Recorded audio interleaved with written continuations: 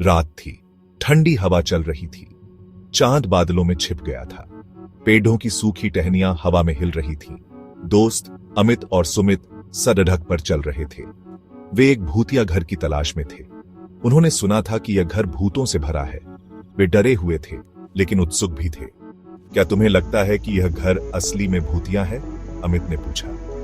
उसकी आवाज थोड़ी कांप रही थी। मुझे नहीं पता, सुमित ने जवाब दिया, लेकिन हम जल्द ही पता लगा लेंगे।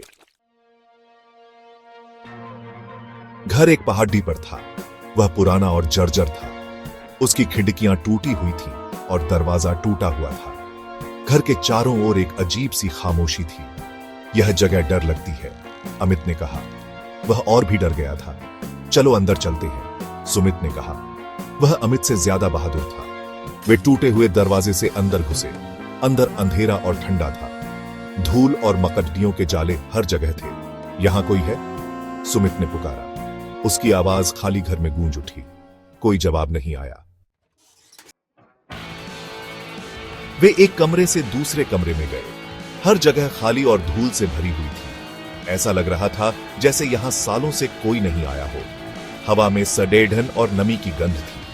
तभी उन्होंने एक आवाज सुनी। यह एक धीमी, खींची हुई आवाज थी, जैसे कोई रो रहा हो। वे डर के मारे एक दूसरे से लिपट गए। वह क्या था? अमित ने फुसफुसाते हुए पूछा। उसका चेहरा पीला पड़ गया था। मुझे नहीं पता, सुमित ने जवाब दिया। उसकी आवाज भी अब कांप रही थी। वे आवाज का पीछा करते हुए एक कमरे में पहुंचे। कमरा अंधेरा था, लेकिन उन्होंने एक मोमबत्ती जलती हुई देखी। मोमबत्ती के पास एक मेज थी। मेज पर एक किताब खुली हुई थी। वे मेज के पास गए और किताब में देखा। किताब में एक कहानी लिखी थी। कहानी एक औरत की थी। वह इसी घर में रहती थी। उसके पति ने उसे मार डाला था और यहीं घर में दफना दिया था।